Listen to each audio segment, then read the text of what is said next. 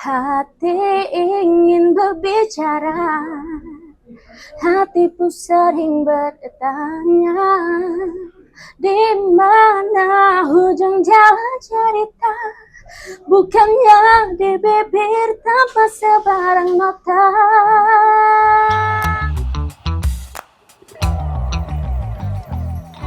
Intan selalu masuk dapur tak? Selalu Selalu. Pandai masak. pandai masak.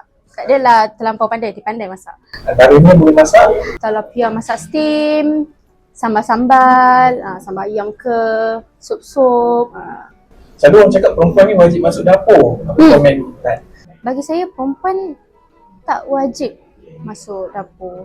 Tu saya rasa perempuan, tapi perempuan kena ada common sense dengan partner lah. Tu je, pendek. Untuk saya belum berkahwin lagi kan. Tapi untuk ada basic memasak tu perempuan perlu ada. Sebab sebagai orang Melayu kan, ada orang dulu kan, mesti mamak mertua pun nakkan menantu yang pandai memasak kan. Tapi kalau tak pandai masak pun tak apa. Jangan terlampau, orang kata suami pun jangan desperate nak mencari perempuan yang pandai masak. Sebab kita kena lengkap each other. Bulan puasa macam mana? Masak? Bulan puasa masak.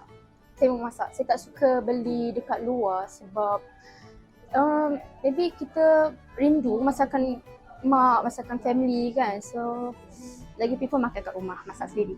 Duduk stay dengan family? Seorang. Seorang? So masak lah? Saya mau masak.